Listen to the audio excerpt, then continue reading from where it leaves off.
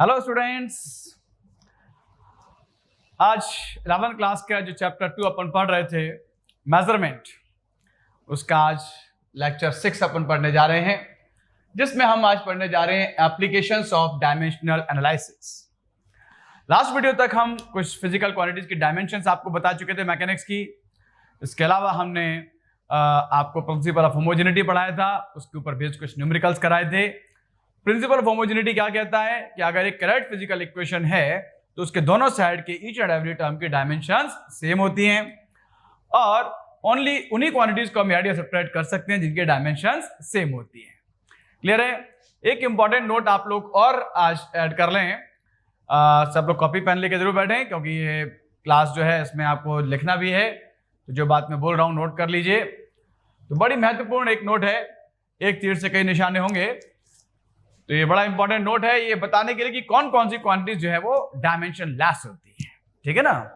तो आप लिख लीजिए, सबसे पहले एक नोट है, ये गुरु मंत्र है, ये कई क्वेश्चन से सॉल्व होंगे।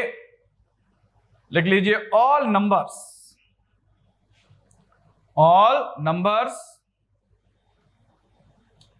Trigonometrical ratios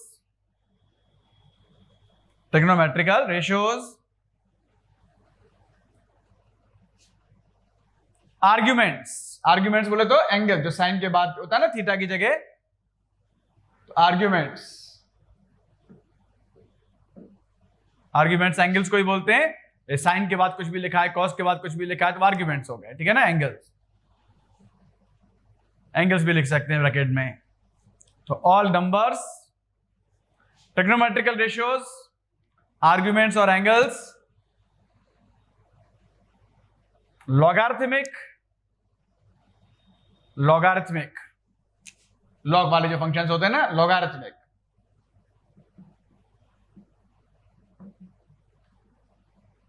logarithmic functions and exponential functions.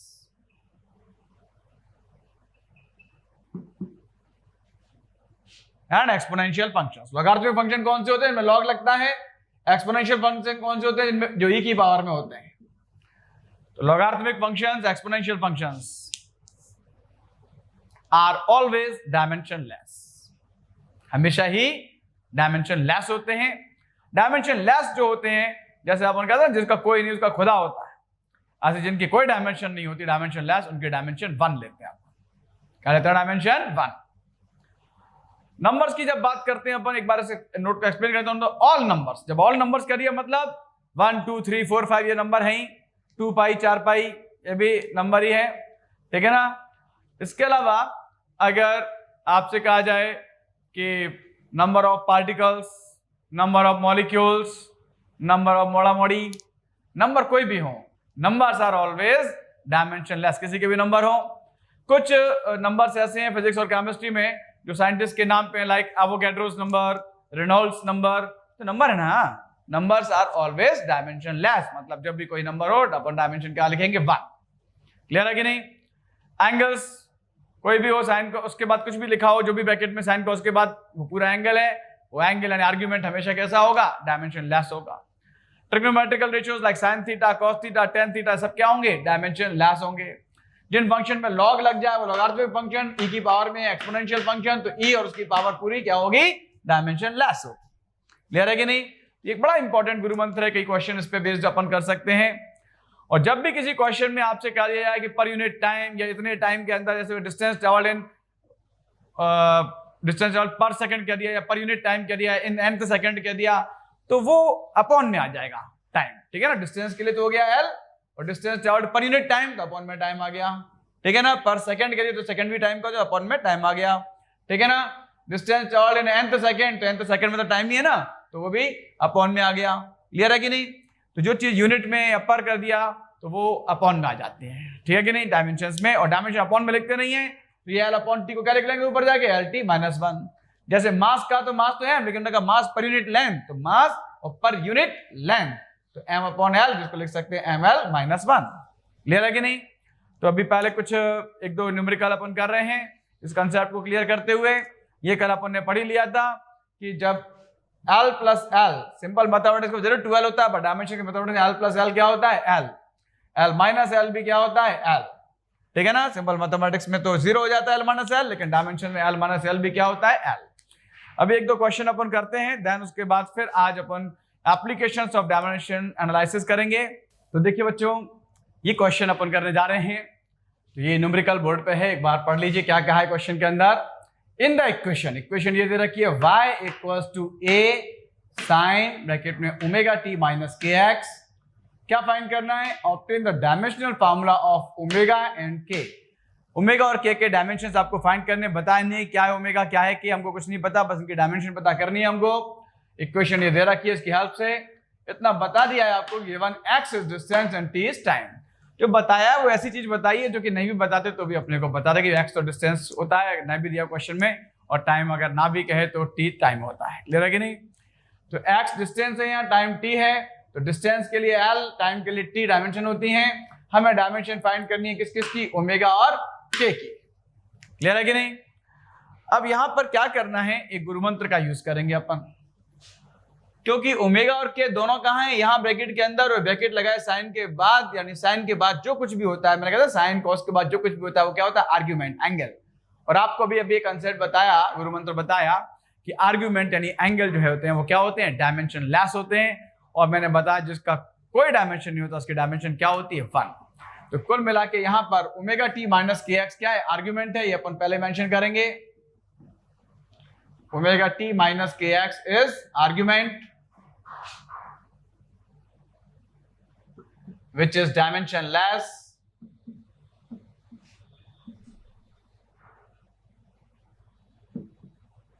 ठीक है ना। Omega T minus k x यहाँ पे आर्ग्यूमेंट है जो कि कैसा होता है, डायमेंशन लेस होता है, हम जानते हैं। देयरफॉर हम कहेंगे डायमेंशन लेस है मतलब डायमेंशन 1 होगी। तो dimension of omega T minus k x, dimension of के लिए हमने बताया था स्क्वायर ब्रैकेट बनाते हैं, तो omega T minus k x की डायमेंशन लेस तो डायमेंशन क्या होंगी, 1 होंगी।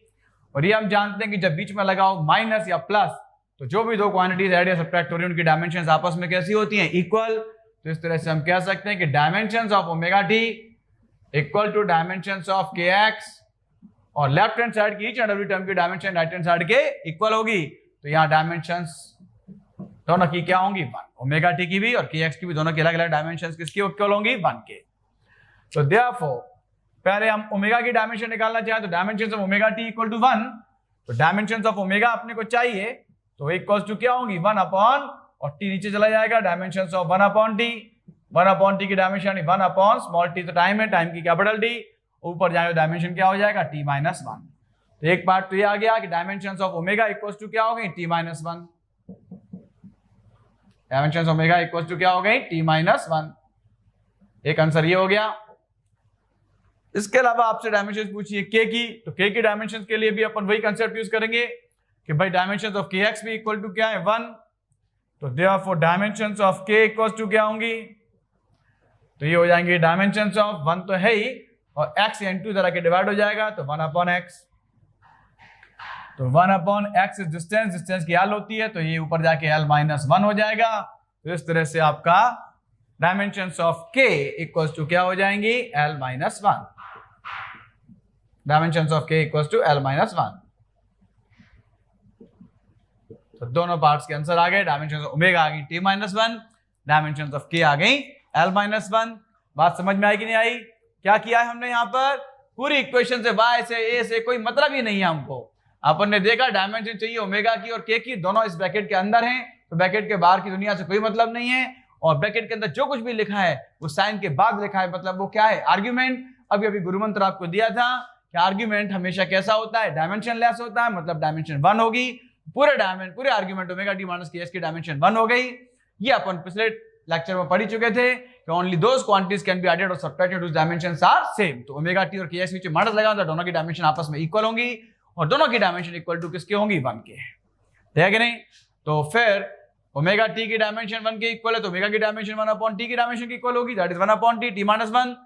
और इसी तरह से के एक्स की डायमेंशन 1 के इक्वल है, तो के की डायमेंशन 1 अपॉन एक्स की डायमेंशन की इक्वल होगी, एक्स डिस्टेंस है L, तो 1 अपॉन L यानी L माइनस 1। तो डायमेंशंस ऑफ के आ गई L माइनस 1, डायमेंशन ओमेगा आ गई टी माइनस 1। क्लियर है कि नहीं।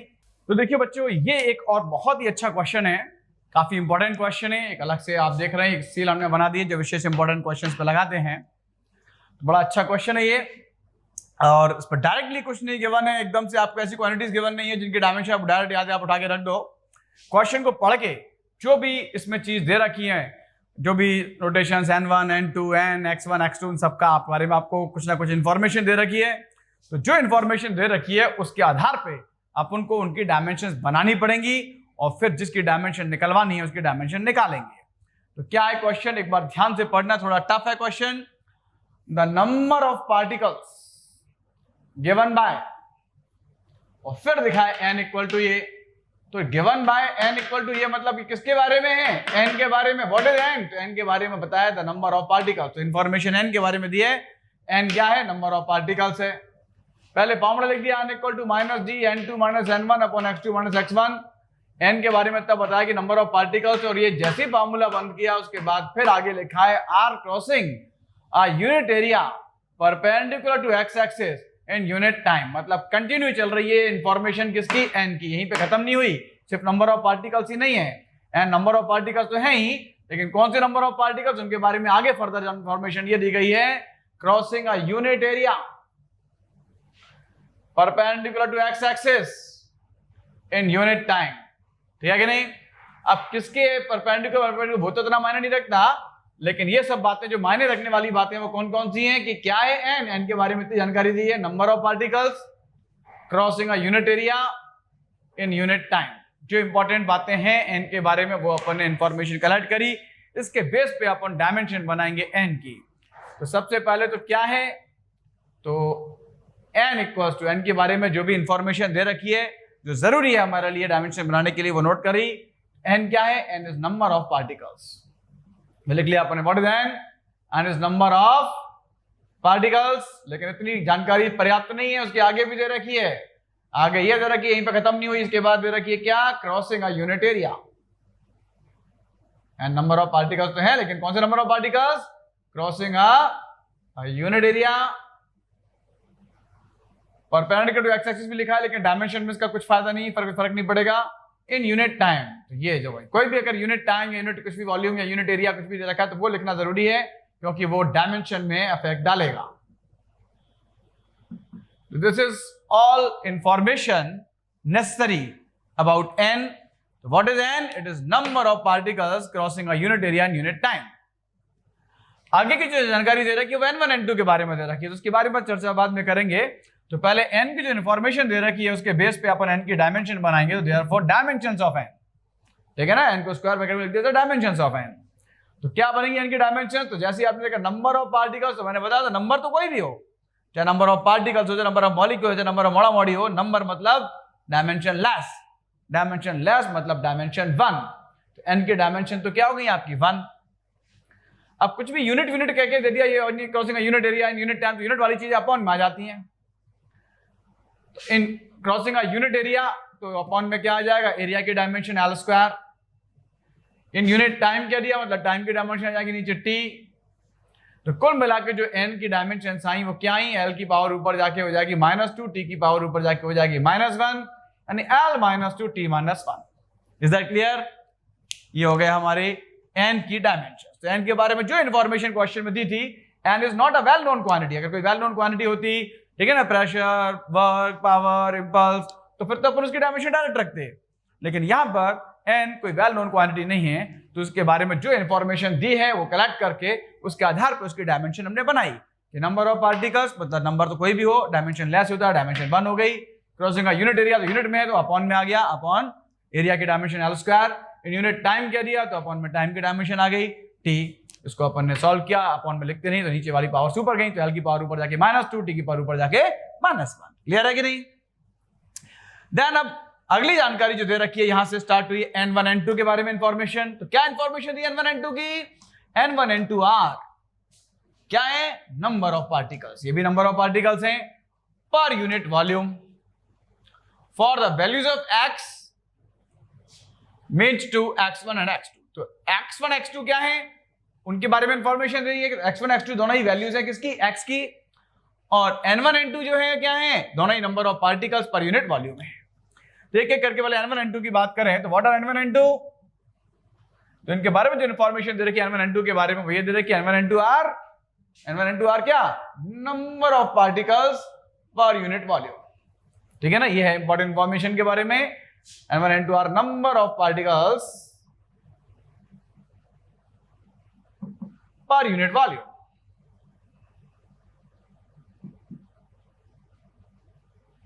Is that clear?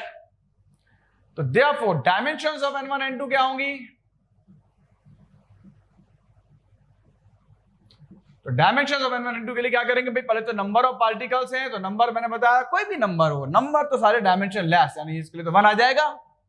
और फिर क्या दिया? पर यूनिट वॉल्यूम, तो अपॉन में आ जाएगा क्या? पर यूनिट क्या दिया? मतलब अपॉन में आएगा, और क्या? पर यूनिट वॉल्यूम। तो अपॉन में वॉल्यूम की डायमेंशन आएगी, वॉल्यूम की डायमेंशन क्या होती है? एल क्यूब, और उसको ऊपर ले जाएंगे तो एल की पावर क्या हो जाएगी? -3। तो इस तरह से N1 N2 की डायमेंशन हो गई L -3, N की डायमेंशन हो गई L -2 T-1, और बच्चे x1 x2। तो x1 x2 के बारे में मैंने बता दिया। For values of x means to x1 x2, मतलब x1 x2 क्या है? वैल्यूज हैं किसकी? x की। What are x1 x2? x1 x2 के बारे में इंफॉर्मेशन ये है कि वैल्यूज हैं किसकी? x की। और x के बारे में तो आपको इतनी देर से बता ही रहे हैं कि क्वेश्चन में ज्यादातर दे देते हैं x डिस्टेंस है, और डिस्टेंस डायमेंशन l होगी, ना भी दी जाए तो ऐसी डायमेंशन l होती है। तो x1 x2 चूंकि क्या है, सॉरी यहाँ पे x1 x2 की बात करें केवल, x1 x2 स्क्वायर ब्रैकेट नहीं लगाना है। x1 x2 तो वैल्यूज ऑफ x हैं, तो therefore dimensions of x1 x2 जो हैं क्या होंगी? तो दोनों ही वैल्यूज x हैं, x की डायमेंशन होती है l, तो दोनों की डायमेंशन l हो जाएंगे, x1 की भी और x2 की भी। Is that clear? आगे क्वेश्चन में हमसे पूछा क्या है कि what are the dimensions of diffusion constant d। तो d डिफ्यूजन कांस्टेंट है, ये भी हमारे लिए कोई वेल नोन क्वांटिटी तो नहीं है, और इसकी डायमेंशन हमको फाइंड करनी है। तो डायमेंशंस ऑफ d ये हमारा मैटर ऑफ इन्वेस्टिगेशन हो गया, ठीक है कि नहीं? इसकी डायमेंशन में फाइंड करनी है। गिवन फार्मूला जो है वो देखेंगे, तो गिवन फार्मूला क्या है? n इक्वल टू, ये गिवन है, सिंस n इक्वल टू क्या गिवन है? -d ब्रैकेट में n2 - n1 upon x2 - x1, ठीक है ना? n2 - n1 upon x2 - x1। Dimension चाहिए किसकी? d की। तो फार्मूला बनाएंगे d के लिए। तो d के लिए फार्मूला जो बनेगा तो क्या होगा? एक तो माइनस साइन उधर शिफ्ट होगा, n वहां पे ऑलरेडी है ही, और ये चीज हो जाके उल्टा मल्टीप्लाई होगा, यानी x2 - x1 हो जाएगा ऊपर, और अपॉन में आ जाएगा n2 - n1। समझ में आया क्या किया मैंने? क्योंकि डायमेंशन d की चाहिए तो फार्मूला d के लिए बनाया, ये सारी चीजें उधर ले गई, माइनस साइन भी उधर शिफ्ट हो गया। कि माइनस साइन का डायमेंशन बनाने में कोई मतलब तो है नहीं, आगे जो माइनस लगा है उसका। अब डायमेंशन जब बनाएंगे d की, तो इन सबकी डायमेंशन पुट कर दीजिए। तो dimension of d equals to, minus की कोई इंपॉर्टेंस नहीं है, n की जगह रखो n की dimension. What are the dimensions of n? l -2 t -1 into x2 - x1। तो x2 x1 दोनों की डायमेंशन l है, तो l -l upon n2 - n1। तो n2 n1 दोनों की डायमेंशन l -3 है, l -3 - l -3। तो यहां से इसको सॉल्व करके डायमेंशन हो जाएंगी d की। अब कैसे सॉल्व करेंगे? तो ये तो l -2 t -1 है ही, इनटू l -l, जीरो मत कर देना, l -l डायमेंशन में l होता है, नीचे भी l -3 - l -3 डायमेंशन l -3 हो जाएगा, l -3 ऊपर जाके +3 हो जाएगा, 1 + 3 4 हो जाएगा। तो l -2 t -1 इनटू l4, समझे कि नहीं? l4 हो गया ऊपर, और अब इसको फर्दर सॉल्व किया तो l की पावर 4 - 2 विल बी 2, तो l2 t -1, that is your answer. ये डायमेंशंस आ गई डिफ्यूजन कांस्टेंट d की। तो देखिए बड़ा अच्छा क्वेश्चन था ये। तो जो बातें मैंने बताई गुरु मंत्र आपको, उसका इन 2 क्वेश्चंस में यूज भी हुआ, और जो बातें क्लियर होती जा रही हैं वो दिमाग में कंसेप्ट के रूप में बैठा के रखिए, आगे फिर कभी यूज हो सकते हैं, ठीक है ना? तो हमने जो कंसेप्ट पढ़े वो क्या पढ़े कि all numbers are dimensionless, angles यानी आर्ग्यूमेंट्स डायमेंशन लेस होते हैं, ट्रिग्नोमेट्रिकल रेशियोज, ठीक है ना, लॉगरिथमिक एंड एक्सपोनेंशियल फंक्शंस, ये सब हमेशा कैसे होते हैं? डायमेंशन लेस होते हैं। और डायमेंशन लेस होने का मतलब उनके डायमेंशन अपन 1 लिखें। और ये उम्मीद करता हूं कि आप लोगों ने डायमेंशंस फिजिकल क्वांटिटीज की, मैकेनिक्स की ज्यादा से ज्यादा याद कर ली होंगी, फिजिकल फॉर्मूले लर्न कर लिए होंगे, डायमेंशन बनाना भी आ गए होंगे, प्रैक्टिस करते रहिए। न्यूमेरिकल्स में जितनी ज्यादा आपको डायमेंशंस याद होंगी डायरेक्ट, उतना आपको बेनिफिट मिलेगा। क्लियर है कि नहीं? अब आज अपन इंपॉर्टेंट एप्लीकेशंस करेंगे डायमेंशन एनालिसिस के। तो पहला एक इंपॉर्टेंट एप्लीकेशन जो है वो है checking the correctness, checking the correctness of a physical formula या इक्वेशन, फिजिकल इक्वेशन ही लिख देता हूं, फिजिकल इक्वेशन। कोई भी फिजिकल इक्वेशन, कोई फिजिकल फॉर्मूला है, तो हमको उस इक्वेशन की, उस फॉर्मूले की करेक्टनेस चेंज करनी है, चेक करनी है on the basis of dimension analysis, knowledge of dimension से, कि whether that formula is correct or not। तो बड़ा इसके लिए सिंपल अपन यूज करेंगे प्रिंसिपल ऑफ होमोजेनिटी का, क्योंकि ऑलरेडी हम पढ़ चुके हैं प्रिंसिपल ऑफ होमोजेनिटी में कि एक करेक्ट फिजिकल इक्वेशन में जो दो साइड्स होती हैं, दोनों साइड की ईच एंड एवरी टर्म की डायमेंशंस जो है वो कैसी होनी चाहिए, सेम होनी चाहिए। तो कोई भी इक्वेशन अगर हमको दे रखी है फिजिकल इक्वेशन और हमें चेक करनी इसकी करेक्टनेस, तो पहला काम आप क्या करेंगे, लेफ्ट हैंड साइड की डायमेंशंस लिखेंगे। फिर आप क्या करेंगे, राइट हैंड साइड के डायमेंशंस लिखेंगे। उसमें एक से ज्यादा पार्ट्स हैं तो पूरा सॉल्व कर करा के याद रखना, नंबर्स 2, 3, 1/2, 2 पाई, ये सब डायमेंशन लेस होते हैं, ठीक है ना। सिर्फ डायमेंशन वाली जो क्वांटिटीज है उन्हीं को लिखेंगे हम, और सॉल्व करके अगर राइट हैंड साइड की डायमेंशन लेफ्ट हैंड साइड के डायमेंशन के एग्जैक्टली इक्वल आ जाती है, तो इसका मतलब हमारी जो इक्वेशन है वो करेक्ट है। और अगर नहीं आती है तो फिर वो इक्वेशन करेक्ट नहीं होगी, करेक्टनेस ही चेक करनी है हमको। 95% केसेस में आपको इक्वेशंस करेक्ट ही मिलती हैं, केवल चेक करके फॉर्मेलिटी करते हैं अपन, लेकिन हमेशा ये ऐसा हो जरूरी नहीं है। मैंने 95% बोला है, 5% केस ऐसे भी आ सकते हैं जिनमें फॉर्मूला करेक्ट ना हो। तो करेक्टनेस जब आप चेक करेंगे तो आप देखते हैं कि राइट हैंड साइड की dimension left hand side dimension same है या नहीं, ठीक है ना। कुछ क्वेश्चंस आपको करके बताते हैं इसके ऊपर बेस्ड। जैसे पहला क्वेश्चन जो हम कर रहे हैं वो ये है, t equals to 2 pi √L/G। एक इक्वेशन आपको दे रखी है, आपको उसकी करेक्टनेस चेक करनी है, whether it is correct or not। इसमें बता भी दिया जाएगा वेयर सब चीजें क्या क्या हैं। तो t is time period,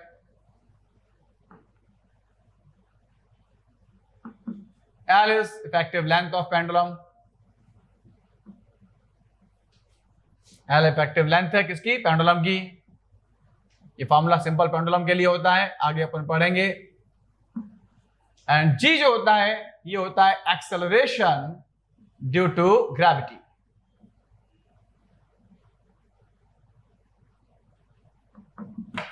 clear है कि नहीं। तो पूरी इंफॉर्मेशन क्वेश्चन की समझ में आया कि नहीं आया पूरा। तो इक्वेशन आपको दे रखी t इक्वल टू √L/G, जिसमें t आपका टाइम पीरियड है, L इफेक्टिव लेंथ है पेंडुलम की, और G जो है स्मॉल g, ये नोटेशन भी बड़ा फिक्स नोटेशन है, याद रखना। ये यूज करते हैं किसके लिए, एक्सेलरेशन ड्यू टू ग्रेविटी के लिए।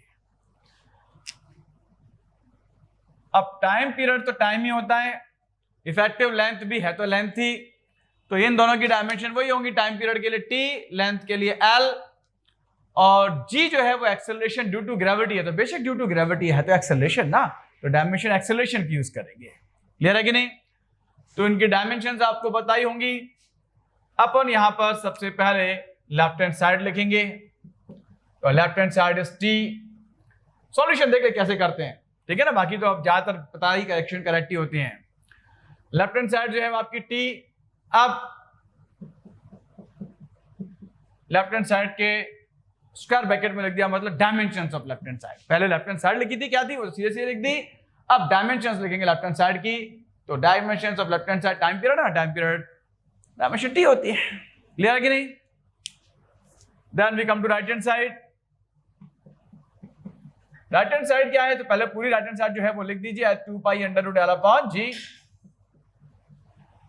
अब अपन लिखेंगे dimensions of right hand side, तो राइट हैंड साइड को स्क्वायर ब्रैकेट में लिख दिया, मतलब dimensions of right hand side. जब डायमेंशंस लिखेंगे हम तो याद रखना 2 पाई 4 पाई ये सब नंबर होते हैं, डायमेंशन लेस होते हैं, तो इनको तो लिखना नहीं है डायमेंशन जब लिख रहे हैं। तो 2 पाई नहीं लिखेंगे हम, कोई भी नंबर होता नहीं लिखते हम। रूट लगाए तो रूट तो लगाएंगे अपन। L की जगह L की डायमेंशन, तो L इफेक्टिव लेंथ है, बेशक इफेक्टिव है तो लेंथ ना, और G acceleration due to gravity है, बेशक ड्यू टू ग्रेविटी है तो एक्सेलरेशन ना। तो एक्सेलरेशन की डायमेंशन अगर आपको याद हो, एसेंशियल डायमेंशन हमने लिखाई थी LT-2। तो अब इसको सॉल्व करेंगे, L से L तो कैंसिल हो जाएगा, और ये 1/T⁻² बचेगा। अपॉन में है तो ऊपर जाएगा, नीचे पावर नेगेटिव है तो ऊपर जाके पॉजिटिव हो जाएगी, यानी हो जाएगा t²। समझ में आया क्या किया, L से L कट गया। ये मत लिख देना कि T-2 अपॉन में है तो ऊपर जाएगा T⁻², और स्क्वायर से रूट कैंसिल हो जाएगा, तो क्या बचेगा t। तो what we see, dimension of left hand side क्या था? t, dimension of right hand side भी क्या है? t, and since dimensions of left hand side equal to dimensions of right hand side, जैसे ये बात आप प्रूव कर दें तो आप बिंदास कह सकते हैं कि गिवन इक्वेशन करेक्ट है, तो देयरफॉर इक्वेशन इज करेक्ट। तो करेक्टनेस चेक करने का तरीका समझ में आया क्या करना होता है? आप लेफ्ट हैंड साइड लिखेंगे, लेफ्ट हैंड साइड की डायमेंशंस लिखेंगे, राइट हैंड साइड लिखेंगे, राइट हैंड साइड की डायमेंशंस लिखेंगे। डायमेंशन लिखते समय कोई आलतू फालतू 2 पाई उपाई कुछ है, डायमेंशन लेस चाहिए तो उनकी डायमेंशन लिखने की जरूरत नहीं है। और फिर सॉल्व करके अगर दोनों डायमेंशन सेम आ जाए, dimension of left hand side equal to dimension of right hand side, तो हम कह सकते हैं कि हमारी गिवन इक्वेशन जो है वो करेक्ट है। क्लियर है कि नहीं? जैसे कि इक्वेशन आपको हम ये कर रहे हैं, v square equals to u square plus 2as। इस इक्वेशन की करेक्टनेस चेक करनी है। ये एक बड़ी फेमस इक्वेशन है। जब इक्वेशन बहुत ज्यादा फेमस हो, वेल नोन हो, कई बार बताते नहीं भी हैं कि कौन सी क्वांटिटी क्या रिप्रेजेंट कर रही है, इसमें तो आपको शायद ना भी बताएं, लेकिन फिर भी आपकी जानकारी के लिए बता देता हूं कि इस इक्वेशन में where v equal to a final velocity, ये थर्ड इक्वेशन ऑफ मोशन है, आप सब लोग वाकिफ होंगे इससे। v final velocity 9th class में भी थी ये। u इज इनिशियल वेलोसिटी, तो चाहे फाइनल हो या इनिशियल मतलब वेलोसिटी, तो डायमेंशन सेम ही रहेंगी वेलोसिटी वाली। a यहां पर एक्सेलरेशन है और s यहां पर डिस्टेंस है। तो अब अगर हमको ये इक्वेशन की करेक्टनेस चेक करनी है तो आपको तरीका हमने बता दिया। क्या करेंगे? फर्स्ट ऑफ ऑल आप लिखेंगे left hand side, what is it? It is v square. Now we will write dimensions of left hand side, तो स्क्वायर ब्रैकेट में लिखा लेफ्ट हैंड साइड को, dimensions of left hand side. अब velocity v की dimension as you know क्या होती है? lt-1, चाहे फाइनल हो या इनिशियल। lt-1 लिखा और स्क्वायर है तो होल स्क्वायर लगा दिया, और जब होल स्क्वायर करेंगे मतलब l का भी स्क्वायर होगा, t-1 का भी स्क्वायर होगा, तो l का स्क्वायर तो होगा l2 और t-1 का स्क्वायर होगा t-2। समझ आ गई नहीं? तो ये डायमेंशंस आ गई लेफ्ट हैंड साइड की, वही आ गई l2 t-2। Any doubt? Then right hand side पे आते हैं अपन। राइट हैंड साइड में आप देखिए क्या है? u square plus 2as। अब अपन डायमेंशंस लिखेंगे राइट हैंड साइड की, तो राइट हैंड साइड की जब डायमेंशंस लिखेंगे तो u की जगह u की डायमेंशंस, u क्या है भाई? इनिशियल वेलोसिटी, बेशक इनिशियल है तो वेलोसिटी, वेलोसिटी की डायमेंशन lt-1, स्क्वायर है तो स्क्वायर लगा दिया, प्लस 2 एक नंबर है, नंबर को तो लिखना ही नहीं है, मांगता ही नहीं, ठीक है कि नहीं? 2 तो मांगता ही नहीं, नंबर कोई भी हो। उससे पहले इक्वेशन 2 पाई आया था, मांगता ही नहीं, यहां भी नहीं। 2 हटा दो।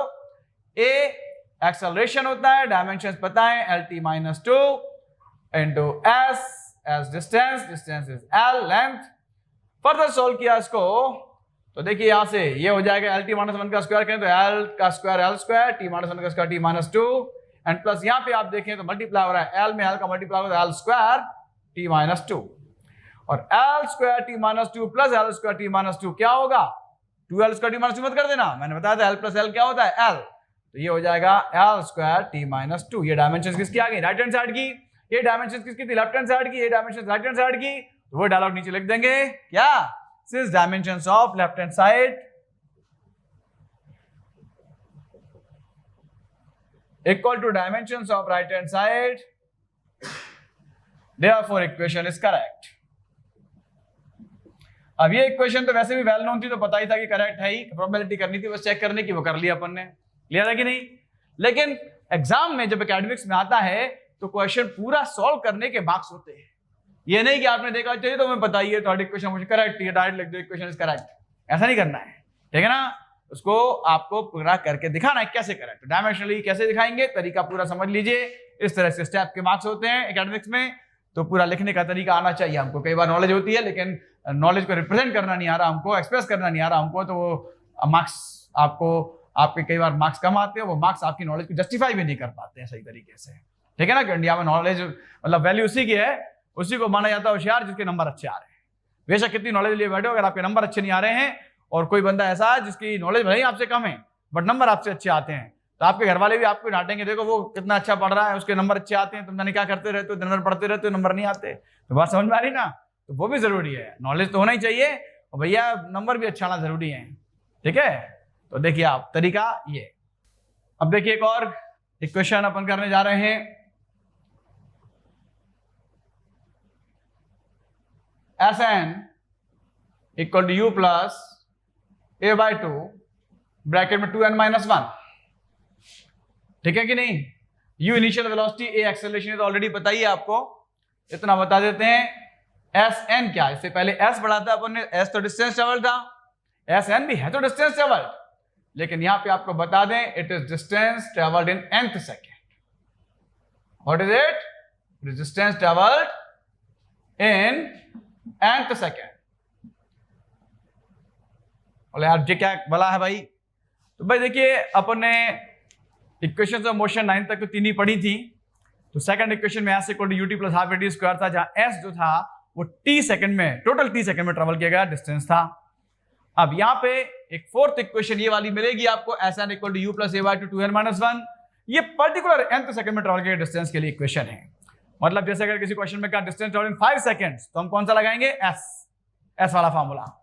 अगर कहते हो distance travel in 5th second, तो हम ये वाला लगाएंगे 5th। तो n यहां पे क्या हो जाएगा 5 आपका, और distance travel in 5th second वो Sn हो गया। आपसे कहा डिस्टेंस ट्रेवल इन 10 सेकंड्स, तो पूरे 10 सेकंड का डिस्टेंस s हो गया। लेकिन कहते हो distance travel in 10th second, तो याद रखना n क्या हो जाएगा हमारा 10 हो जाएगा, और जो पूछा है वो Sn पूछा 10th सेकंड का। क्लियर है कि नहीं? तो ये इक्वेशन आगे अपन यूज भी करेंगे, हाल फिलहाल तो हमें केवल इसकी करेक्टनेस चेक करनी है। तो इसके लिए अपन आगे भाई अपना तरीका वही है, पहले तो क्या लिखेंगे left hand side. What is left hand side? Left hand side is Sn। अब सिर्फ s होता तो अपन जानते हैं डिस्टेंस ट्रेवल डायमेंशन क्या हो जाती है l, लेकिन यहां पर dimensions of left hand side गलती से केवल l मत लिख जाना, क्योंकि not only distance travel in nth second, तो जिस पर्टिकुलर सेकंड में है तो वो अपॉन में आ जाएगा भाई। तो n यहां पे क्या है? टाइम। तो इसलिए dimensions of left hand side क्या होंगी भाई? डिस्टेंस की तो क्या होती है l, डिस्टेंस ट्रेवल की l इन nth सेकंड, तो अपॉन में सेकंड में मतलब है तो क्या है टाइम, तो अपॉन में t आ गया, तो डायमेंशंस हो जाएंगी lt माइनस 1। क्लियर है कि नहीं? तो डिस्टेंस ट्रेवल की तो क्या होती है l, ठीक है ना? अगर s होता तो क्या लिखते हैं अपन l, लेकिन distance travelled in nth second, तो डिस्टेंस ट्रेवल के लिए l आ गया, और इन nth सेकंड, सेकंड क्या होता है सेकंड में क्या नापते हैं टाइम, तो अपॉन में क्या आ गया time t, l upon t, dimension upon में लिखते नहीं तो lt माइनस 1। क्लियर है कि नहीं? Then now we come to right hand side. Right hand side में आपसे कह रहे हैं u plus a by 2 and bracket में 2n माइनस 1। अब इसके डायमेंशंस लिखेंगे अपन, तो dimensions of right hand side, भाई u तो अपन जानते हैं ना, बार बार बताने की जरूरत नहीं है, इट इज इनिशियल वेलोसिटी, वो बेशक इनिशियल हो या फाइनल, वेलोसिटी तो वेलोसिटी है ना, dimension lt minus 1 plus a by 2, तो अपॉन में 2 है, 2 की तो कोई औकात ही नहीं है नंबर का, तो मैंने कहा मांगता ही नहीं, तो 2 तो लिखना ही नहीं है। a की जगह एक्सेलरेशन की जगह एक्सेलरेशन डायमेंशन लिख देंगे, lt माइनस 2 होती है। और यहां अंदर अपन गए अगर, तो यहां पर 2 नंबर है, 1 नंबर है, नंबर की कोई औकात नहीं, बस n यहां पर क्या है, n को केवल नंबर मत समझ लेना, n यहां रिप्रेजेंट कर रहा है टाइम को, जैसे nth सेकंड 5th सेकंड, तो n क्या हो गया 5, ठीक है ना? तो वो टाइम वाला है, तो इसलिए इसके लिए क्या आ जाएगा t। n किसको रिप्रेजेंट कर रहा है? पर्टिकुलर सेकंड के टाइम को, सेकंड में क्या टाइम, nth सेकंड में ट्रेवल कर 5th सेकंड, तो 5 यहां पे क्या है सेकंड टाइम, ठीक है कि नहीं? तो इसलिए n की जगह तो क्या आ जाएगा t, बाकी 2 और 1 क्या है नंबर है, उनको छोड़ो आप। तो अब इसको फर्दर सॉल्व करो आप, तो ये हो गया l t माइनस 1 प्लस ये l तो एज है, और t माइनस 2 ये है, और ये t की पावर 1 इन 2 में पावर ऐड हो जाती है, minus 2 plus 1 will be minus 1, तो ये lt plus minus 1 plus lt minus 1 आ गया। और ये हम जानते हैं कि l प्लस l l होता है, तो lt minus 1 plus lt minus 1 will be lt minus 1। Now see dimension of left hand side भी lt माइनस 1 है, dimension of right hand side भी lt माइनस 1 है, तो वही डायलॉग अपने चिपका देंगे क्या, since dimensions of left hand side equal to dimensions of right hand side, therefore equation is correct. Clear है? नोट कर लीजिए। तो ये अपन पहला एप्लीकेशन पढ़ रहे हैं, checking the correctness of physical equation से फिजिकल फॉर्मूले। अब एक क्वेश्चन में और ले रहा हूं, उसके बाद फिर कुछ क्वेश्चन आपको प्रैक्टिस के लिए दे दूंगा जो आप करना। तो बेटा देखिए अगला क्वेश्चन, इसमें क्या है, देखिए क्वेश्चन में अगेन यहाँ पे क्वेश्चन करेक्टनेस चेक करनी है। एक क्वेश्चन ये दे रखी है, ये न्यू है, this is Greek letter nu which is generally frequency के लिए यूज करते हैं इसको अपन, तो न्यू है ये, nu equals to 1/2l under root t upon m. यहां पे ये फार्मूला जो है इसके अंदर टी, एम और एल क्या क्या है उनके बारे में जानकारी दी है, और न्यू के बारे में भी। तो न्यू तो वैसे जनरली हम फ्रीक्वेंसी के लिए यूज करेंगे, तो वे न्यू इज फ्रीक्वेंसी यहां पर बता दिया। टी यहां पर क्या है, तो नॉर्मली अपन टी को क्या समझ लेते हैं, टाइम।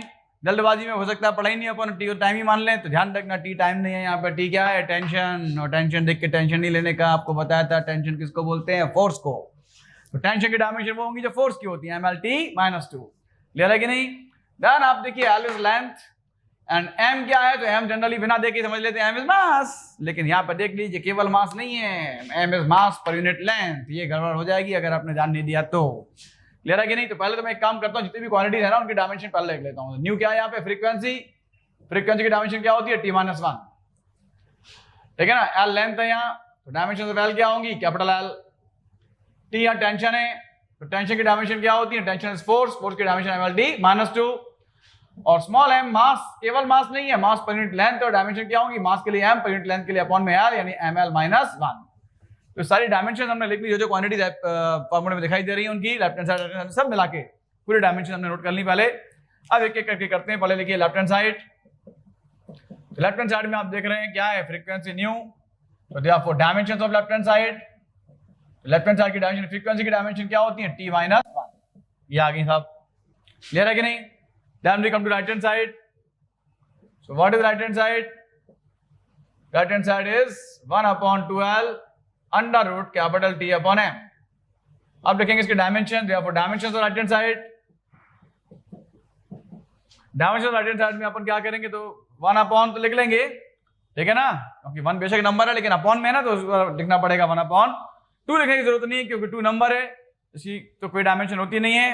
एल की जगह एल की डायमेंशन, तो लेंथ है, लेंथ की dimension capital L under root 2। क्यों नहीं लिखा, नंबर है, नंबर की कोई बात नहीं मांगता इस नहीं। टी टेंशन है, टेंशन की डायमेंशन mlt-2। याद रखना ये टेंशन है, सरफेस टेंशन नहीं। और टेंशन के लिए मैंने बताया था फोर्स की डायमेंशन mlt-2 यूज करते हैं। क्लियर है? दैट इसके बाद नीचे क्या है, m। जल्दबाजी में अपन m की डायमेंशन भी m ही लिख जाएंगे, ठीक है ना। मास नहीं है, m क्या है, मास पर यूनिट लेंथ, तो डायमेंशन क्या होंगी, m/l ml-1। Now solve, m से m तो यही कट रहे हैं आपके। राइट हैंड साइड में आपका 1/l बाहर है, रूट के अंदर क्या बचा है, ध्यान से देख लीजिए। ये l -1 ऊपर जाके क्या हो जाएगा, +1, एक पहले से है, l1 + 1 2, यानी अंडर रूट में क्या हो जाएगा, l2 और t-2। दैट इज 1/l तो बाहर है ही, और जब रूट से बाहर निकालेंगे तो l स्क्वायर का रूट क्या हो जाएगा, l, और t की पावर -2 है, रूट से बाहर निकले t की पावर क्या हो जाएगा, -1।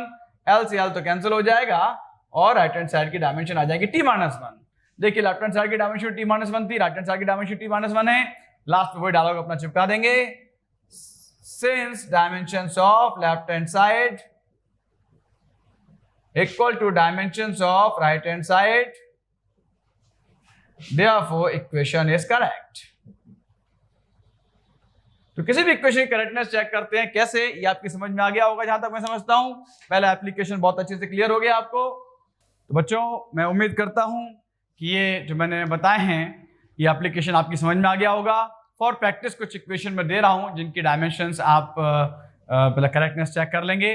तो कुछ इक्वेशंस जो मैं दे रहा हूं ये होमवर्क के लिए हैं, ये आप प्रैक्टिस करना। तो देखिए बच्चों, ये जो है ये आज के लिए आपके लिए होमवर्क है, कुछ प्रैक्टिस क्वेश्चंस हैं, इन सबकी आपको इक्वेशन की करेक्टनेस चेक करनी है। तो पहली इक्वेशन v = u + ad, ये फर्स्ट इक्वेशन ऑफ मोशन है, सब जानते ही हैं। v final velocity, u initial velocity, a acceleration and t time. दूसरी है s = ut + ½ at², s distance है, u initial velocity, t time, a acceleration पता है तो मैंने लिखा नहीं इनके बारे में। तीसरा फार्मूला ½ mv² = mgh, यहां बता दिया, m मास है, v वेलोसिटी है, g acceleration due to gravity है, और h हाइट है। हाइट का भी वही याद रखना, लेंथ ब्रेड्थ हाइट तीनों ही फॉर्म किसके हैं, लेंथ के। l आ जाएगा हाइट के लिए डायमेंशन में।